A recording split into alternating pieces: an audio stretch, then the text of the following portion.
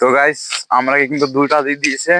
আর এখানে তো আমাদের বাংলা ভাষা ওরা বুঝে না, ওদের কানাডা ভাষা এখানে আছে, আমরা ব্যাঙ্গালোরে তো কানাডা ভাষা এখানে বোঝা যাবে না। তাও আমাকে দুটা দিয়েছে, কিন্তু আমি হিন্দিতে বলেছিলাম, তো আমাকে দিয়েছে দুটা।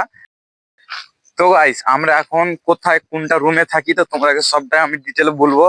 তো আমরা এখন থাকি এই রুমটাতে, 18-এর রুমটাতে। তো আমরা এখন এখানে 10 জন থাকি, তো এখন কেউ নাই, এখন সব গেছে স্টোর।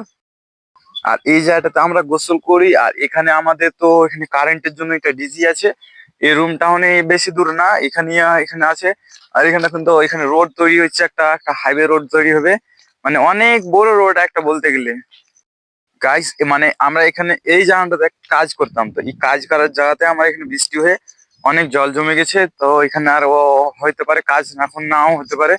তো আমি এখানে এসেছিলাম, তো আমি এদিকে হাঁটতে হাঁটতে এলাম, কেন যে ওখানে তো দেখালাম তোমরাকে কাজের ব্যাপারে। তো আমি এখানে হাঁটতে হাঁটতে এলাম, তো দেখছি এখানে কসুর কাটছে। তো হয়তো তোমরা কসুর দেখেছো, গান্না যাকে বলে, গান্না বলে ওরা, ওগুলা কাটছে। তো দেখি আমাকে দিচ্ছে কিনা, এখানে কাটছে। চলো আমরা চেয়ে দেখি দিচ্ছে কিনা। তো গাইস, আমরা কিন্তু দুইটা দিয়ে দিয়েছে। আর এখানে তো আমাদের বাংলা ভাষা ওরা বুঝে না, ওদের কানাডা ভাষা এখানে আছে, আমরা ব্যাঙ্গালোরে তো কানাডা ভাষা এখানে বোঝা যাবে না। তাও আমাকে দুটা দিয়েছে, কিন্তু আমি হিন্দিতে বলেছিলাম, তো আমাকে দিয়েছে দুটা।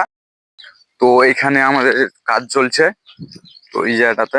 তো তোমরা যদি নিচ থেকে দেখতে চাও তো চলো তোমাকে নিচ থেকে দেখাচ্ছি। তো চলে এসেছি আমরা এখানে নিচে। আর এটা একটা ক্যালভেট তৈরি হয়ে গেছে, আর এটা তৈরি হবে। আর এটা ভিতরকার লুক দেখতে পাচ্ছ। আর এটা মানে এই বাইরেটা দেখা যায়, ওই বাইরেটা দেখা যায়নি, অনেক কম। তো তখন আমার ফোনে কিন্তু চার্জ শেষ হয়ে গেছিলো, তাই আমি ভিডিওটা মানে করতে পাইনি, এক কথা বলে করতেই পাইনি। তো এখন আমি ফোনে চার্জ করে নিয়ে এসেছি, এখন ব্লগটা হবে। আর আমি তো তোমাদেরকে সবই শেয়ার করব, আমি রান্না করে তোমাকে দেখাবো কিনা, আমার ডেলি লাইফ রান্না করি আমি। তো তোমাদেরকে রান্না বান্না করে দেখাবো। আর এখন তো সন্ধ্যা কাছাকাছি হতে চললো। তো এটা আমাদের রান্নাঘর, আর এখানে আমি রান্না বান্না করি। তোমরাও দেখতে পাবে, এখানে আমরা ঘুমাই, 10 জন থাকি। আর এখানে 10 জনের রান্না আমি করি। আমি করি কেন, আর কেউ থাকে না, আমি রান্নাটা করি। এখনো মাংসটা আসেনি, তাই আমার হচ্ছে না এখনো রান্না বান্না। আমি তাড়াতাড়ি করছি, ওরা এসে কিন্তু খাবারটা খাবে।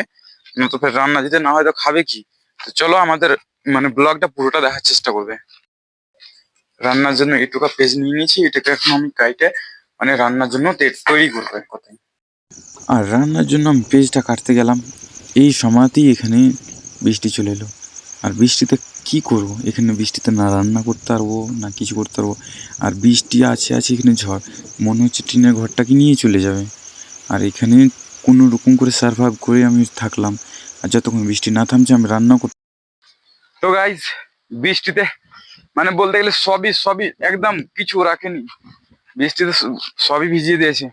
আর কি বলো, এত ঝড় বইছে যে ঘরটাকে উড়িয়ে নেওয়ার এতটা ইয়ে ছিল, একটুকুর জন্য ঘরটা উড়ে যেত।